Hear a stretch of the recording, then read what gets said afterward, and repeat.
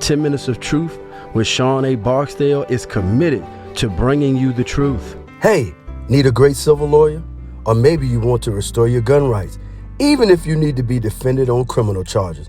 Call Mike Trent of the Trent Law Practice in Halifax County at 434-471-4339 or TrentLawPractice.com. Choose Mike to get it right.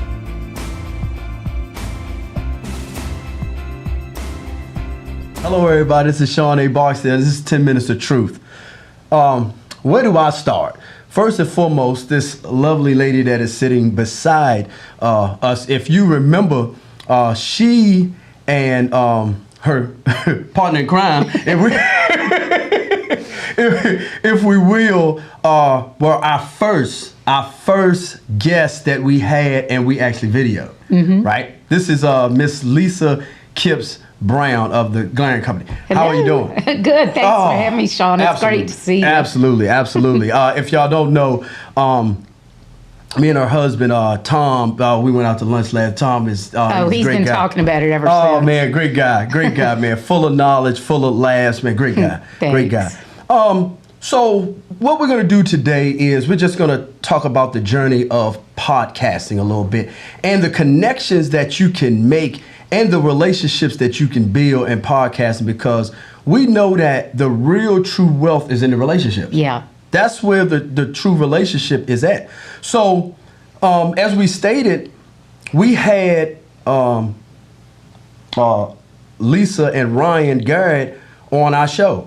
And of course, we're going to let you talk a little bit again about what it is that you actually do and the phenomenal job that you two came to do. So first, tell them a little bit about yourself and what you do and that beautiful thing that y'all have. Okay, thanks, Sean. Thanks for having me. So I started a web and marketing strategy company all the way back in 1996. Before most people even really knew what the internet was. They thought AOL was the internet back then. Right. But so anyway, I've been working in the internet industry since 1996. So my specialty before that I was a CPA, have all these different things. So my specialty really is helping people integrate their business into the internet, big picture strategy and so forth. So what you're talking about, one of my clients is the NASCAR driver Colin Garrett. Right. So his dad Ryan and I were on your show. So for those of y'all that aren't aware, Colin is the only NASCAR driver racing to promote access to free resources for veterans and military families. My husband's retired Navy. Colin, both of his older brothers are active duty Army, and so it's something that's really close to our heart, and we promote all these causes pro bono, and then we bring in the sponsors that we bring it in more as a cause marketing type thing, and we actually help them solve a business problem rather than just putting a logo on the car and watching it go around the track. We turn it into more of a B2B consulting type thing. Correct. And we're helping the military community at the same time, which the military community is a true cross-section of America. It is. Every type of person you can imagine who lives in America, somebody like them is in the military. So by helping the military, it ripples out and it helps everybody. Oh yeah, definitely. I have never told you and Ryan this, but your episode is what changed my view on podcasting. Really? Because when me and my partner started out, it was only supposed to be audio. Yeah. But as people start tuning in, they started saying, well, when are we going to see you? Yeah. You know, like, well, who are you? You know what I'm saying? So we quickly had to move to video. And just honestly, we was like, well, who are we going to, who are people going to care? I didn't know, I never heard of you before. Yeah, I hadn't heard of you Right. either. I hadn't heard of Ryan. So, when my partner was like, I got somebody I think that'd be very interesting. Right. And so as I started formulating, what changed for me was the research I had to do. Yeah. I had to find out who you were, who Ryan was. I had seen Colin a little bit on the track, but I didn't know him. Right. Or what, that movement, that you guys and the Rosie Network was doing.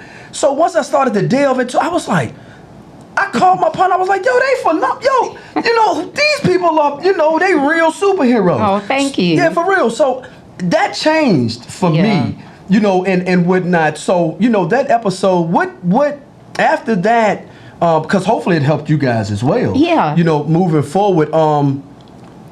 And which we'll talk about, you know, what we did after that.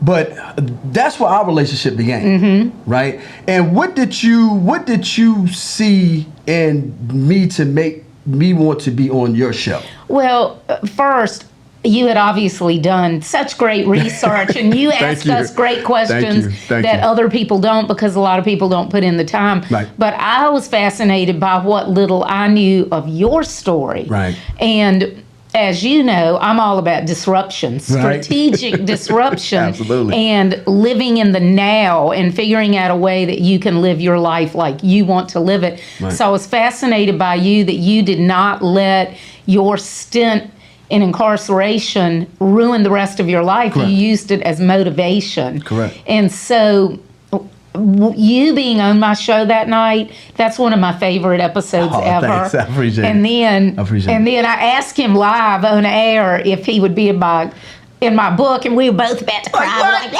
We're like, You know, But- people wouldn't let me in their house at one time. You want me in a book? But you Like, it have was- it's such real. an awesome story. Thank you. And for people out Thank there you. who are not having to overcome what you had to overcome, Right. if they're like feeling sorry for themselves and they're like, oh, I don't know what to do, Right. you know, go read the book where Go it read says the book. Sean sat down on the floor and wrote. Right. You wrote your list. I Right. want to be a good father. I Right. want to. I want to get my degree. I Right. want to be an entrepreneur. Right. And I'm like, if you could Correct. get motivated and learn and educate yourself enough to be an entrepreneur from within prison, Correct. surely the rest of us Right. can get off our Right. beeps Right. and do it. Right. Just briefly, and we're going to go back to that because I had a conversation with my therapist, right? I started therapy.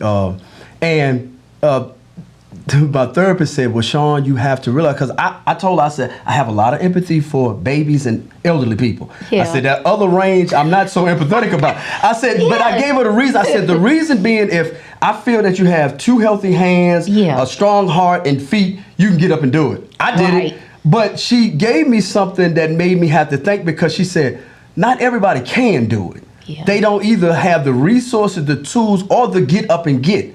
She said, if you really think about it, you had a process too. You had to go to prison. You had to sit in the floor. You had to go through, but your process, nobody saw it. But it was a process. And I was like, you know what? You're right. Yeah. You know, so everybody has to go through their process, right, of what they need to be better. But everybody can be better, right? And this is one of the reasons that we have these type of platforms. And like we said in the beginning, it's about relationships. And I formulated some great relationships on this podcast journey. So when I was on, you know, Lisa's show and she said that, you know, and she's telling me, she's like, Sean, it started out with maybe 4 or 5 people. 50. Sorry for yelling in the mic. And we ended up with 50 people. But this is the book. This is her podcast right here. And I met with a lot of people you don't even know that I connected with from the book. Yeah, You know, yeah. it was like we were able, it validated me without having to write a book first. Yeah. You know, and she's a 2-time author. At Three. that, 3-time author. But 2 entrepreneur books. The other one was for the marine industry Beautiful. 30 years ago. Beautiful. That's even more so.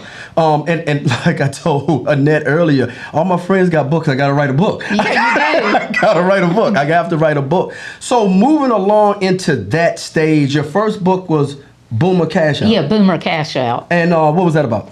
It's written for the boomer generation Okay. to help them understand how they can and should be using the web to make their business more valuable and marketable, because only a third of businesses ever sell, and the ones that do go for about half of what they're worth. So it's not a how-to book. It's these are the kind of things you can and should be doing in layman's language to help open up their mind to realize not only should I be doing this, but I can do it, have more confidence. Correct. And, you know, some of the things that I read from that book, it was fascinating because, you know, me just freshly getting into business myself, you know, one of the first things that solidified entrepreneurs look at is when they go in, they already have an exit strategy moving out. Yeah. And I was like, I didn't have that. And that's most something people don't, Right, to be honest. right. You know Yeah. what I'm saying? So, like I said, the more seasoned people that have started businesses X, Y, and Z, they do that. So, moving forward, as you say, you're a disruptor. Yeah. Right. That's what you do. That's what I see. Guerrilla marketer, one of the best I've seen. Thanks. And Disrupt Your Now. Where did it form from? Well, I'm one of these people. My father was blind. Correct. So, like you saying, I don't have patience for people that, Right. So, growing up around a blind person who had like a woodworking shop in our basement, Right. had a lathe, he mowed the grass, he Right. rode horses, Right. Built a street legal horse trailer. When you grow up around somebody like that, you just think differently. But I didn't understand. I didn't think about it because he was just daddy. Right, I didn't think about him being blind. It wasn't until I became an adult, like well into adulthood, that I realized part of the reason I'm so weird is because I do think differently. Right. Because growing up around someone who I literally never heard the man say, I can't do that. It is not a phrase that came out of his mouth. Unbelievable. And so when you grow up like that, you just automatically look for a different way to do something. Correct. Instead of just looking at it the way everybody else is doing it and saying, oh, I can't do it. Correct. But it was like through osmosis. I didn't realize that was happening. Right. But it gave me a special gift Right. for being able to look at things differently. And I'll give you an example. Back in 97, a book author they were basically going out of business because they were out of books and they couldn't afford to take them back to print. And I was like, well, don't print them. Put it online. And they're like, it's a book. You have to print it. Yeah, right. What we ended up doing was, well, first of all, I was able to raise enough money that the printing was paid for. She didn't have to pay for it out of her pocket. But secondly, we still had the books out there, but it was a set of technical guides for the marine industry. Okay. And we put every single boat into a database in its own PDF. So it was 3 volumes, about 1,500 boats.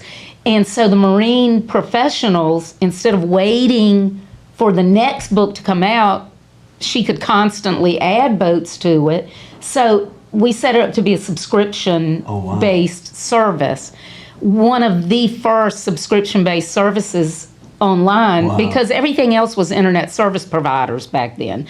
People, they never would have thought to turn this physical thing into a digital thing so that people have quicker, easier access. Wow. And I just thought about it because just kind of naturally coming from how my dad thought, I'm like, well, why? Okay, that's the problem. So let's just don't do that. Let's just do this. Right. And absolutely. So that's an example that I just absolutely. think differently. Absolutely, because when I read in the book about how you talked about how he used to cut grass. Yeah. And I was like, this man is really blind, and he cut grass. I have never had a sighted person be able to guess how he was able to cut grass. I know. I wouldn't have guessed that either if I had to read. So I will tell y'all the secret. He did it barefoot. Right. Because then he could feel what had been mowed and what hadn't. Now, to us, wasn't that big of a deal because when you're used to living with somebody like that, until when I lived in Florida, my neighbor, she had literally never mowed the grass in her life. Her father wouldn't let her, so her husband, she decided she was going to surprise him and mow the grass. Poor thing, it was like all these missed strips. And that was the first time I was like, oh my God, she can see it and still isn't able to mow. And I loved her to death, but I thought, you got to be kind of. Right. But so, yeah, that's how you do it. Yeah, that's that. I mean, and that's why, because the world of podcasting is a phenomenal world. It's forward moving. It's, if we looked at it, it's adolescent stages for what it will do in the future. And it brought, like I said, me and Annette Wittenberg together. You put us together. You're a great connector. So the podcast, right? you have had how many guests you think I've you've had like 85 shows up until now, and that was counting taking a break to finish the book. But Wow. yeah, I mean, and of course, we have to talk about Steve, who did the foreword. yeah, Steve Sims. Yeah, Steve. So tell him about Steve a little bit. Well, Steve wrote the foreword for my book, but he's also my mentor, and he's also been on the show. And he grew up in England, East End of London, Irish family, poor Irish family. They were all bricklayers, and he did not want to be a bricklayer. He quit school at 15. You know, he was the type that you would have stereotyped and said he's never going to amount to anything. Well, now his clients are billionaires like Elon Musk and Richard Branson. Correct. And totally self-made Correct. and just salt of the earth. You know, whatever you hear from Steve, whatever you hear, that's the real Steve. Right. You know, Right. He's a Right. great guy. Yeah, we definitely after that, reading about him, of course, you know, connecting on LinkedIn and things of that nature. You know, being an entrepreneur, I think, is the best thing in the world. Oh yeah, I love it. I have worked for myself since 1990. Right. I would never be able, I'm not a good employee because Right. I'm too Right. stubborn. I'm good at doing stuff, but I'm too stubborn. And I'm like, no, I don't want to do that just because I have, That's right. just That's because right. it's checking off the box. That's right. Plus, I like to be able to dress however I want. Right. Work the hours Right. that I want. Yeah, absolutely. Yeah, Absolutely. and I actually work way harder But you than do. when I ever had a job. That's what I was just talking about earlier. We don't have the traditional 40, 50, 60 hours, you know, and sometimes, you know, you expect a certain pay and you might not get that. That's right. Well, and I want to say, talking about the podcast, my show and your show are examples about different types of people Yep. doing it differently. Yep. So for 3 years, I had wanted to do a podcast because when I mow the grass, I love to mow the grass with the push mower, and I'll mow for hours listening to entrepreneur podcasts. Right. So I'd been wanting to do one for a few years, and I kept getting too deep in the weeds. Like, what am I going to talk about? What's my topic going to be? Right. Totally overthinking it. Right. And so finally, during COVID, I was like, why am I even going to do that? I'm just going to do it live. Right. That way, it's out in the wild. I can't overthink it. Right. So that's what I started doing, streaming live on Facebook. And now it's on Facebook, YouTube, and LinkedIn. It streams simultaneously. And now I'm finally, after a year and a half, finally turning it into a traditional podcast. Right. Because I have all the audio. All I have to Right. do is upload. And even then, it's raw audio. Yeah, I'm right. like, not going to go in, not going to change it. You know, Okay. it's Beautiful. because that's what fit my personality. That's right. And then it's funny, you came in the other way, the traditional Right. podcast, They and jumped then in. and then you realize, Right. ooh, video, that's cool. Right. But they're both great. Right, You just right. have different audiences, and then they Absolutely. overlap. Absolutely, and like we said, the podcasting world, it's about connecting, you know, building, you know, great relationships. Mm-hmm. I've built some great relationships, and moving forward, hopefully we will as well. And like I said, you know, for us, this is on the fly. I hit Lisa up and shit. All right, I'm on the way. You know, and I thank you. We really appreciate Yeah. you for coming in. What's next? What's next for you?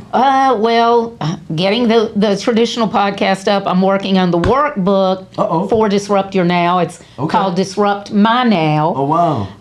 For the people who want to use some of the advice in the book, but feel like they need a little bit more structure.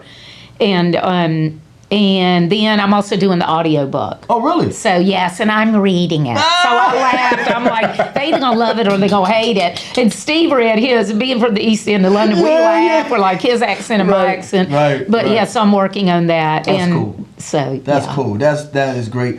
I hope much success for you. Thanks. You know, I look to hopefully the next time you're on, I'll be talking about my book. Yeah. You know, I'll be on your show talking about, you know, my book and whatnot.